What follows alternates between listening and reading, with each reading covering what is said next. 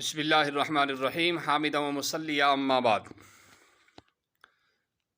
محترم امام صاحب اعجاز احمد بٹ صاحب لنگیٹ ہندوارہ سے سوال کر رہے ہیں کہ قربانی کی ہڈیوں کا کیا حکم ہے۔ جواب یہ ہے کہ قربانی جو ہے وہ اللہ تعالیٰ کی طرف سے ایک عظیم عمل ہے، ایک عظیم عبادت ہے اور شعائر اسلام میں سے ہے، لہٰذا اس کی قدر کرنا اور اس کی تعظیم کرنا شعائر اسلام میں داخل ہے۔ اس لیے قربانی کا گوشت استعمال کرنے کے بعد قربانی کی ہڈیوں کو دفن کر دینا چاہیے تاکہ وہاں تک کتوں کی پہنچ نہ ہو سکے اور ان کی کسی طرح سے بھی بے ادبی نہ ہو۔ جاوید احمد ماگرے صاحب ہندوارہ ودپورہ سے سوال کر رہے ہیں کہ کھانے میں اور پینے میں پھونک مارنا کیسا ہے۔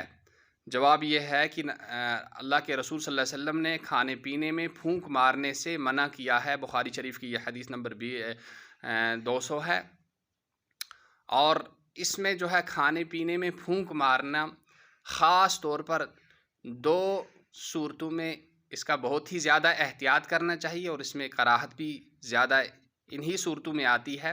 ایک صورت جب آدمی کسی کے ساتھ بیٹھ کر ایک ہی جگہ کھانا اکٹھے کھا رہے ہوں، یا پھونک اس طرح سے نہیں مارنا چاہیے جس میں آواز نکلے، یعنی جس میں تھوک کی چھینٹوں کے جانے کا زیادہ اندیشہ ہو۔ ان دو صورتوں میں کھانے کے اندر پھونک مارنے سے احتیاط کرنا چاہیے، اس طرح سے بھی کھانے پینے میں پھونک نہیں مارنا چاہیے۔ اور پھر اسی طرح سے غلام نبی صاحب اچھا بل سوپور سے سوال کر رہے ہیں کہ سفر کے مہینہ میں شادی کرنا کیسا ہے۔ جواب یہ ہے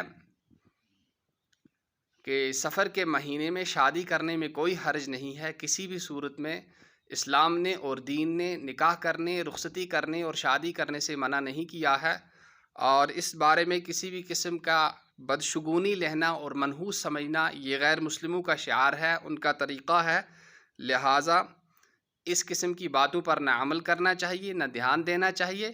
سفر کے مہینے میں کوئی بھی کام کرو، اس کا نام تو ایسے بھی سفر المظفر رکھا گیا ہے کہ اللہ تعالیٰ کی طرف سے کامیابیاں اس میں آتی ہیں، لہٰذا اس قسم کا جو ہے کسی دن کو منحوس سمجھنا یا کسی تاریخ کو منحوس سمجھنا، اس سے اللہ کے رسول صلی اللہ تعالیٰ علیہ وسلم نے حدیث پاک میں منع فرمایا ہے۔ اللہ تعالیٰ ہم سب کو عمل کرنے کی توفیق نصیب فرمائے۔ والسلام علیکم ورحمۃ اللہ وبرکاتہ۔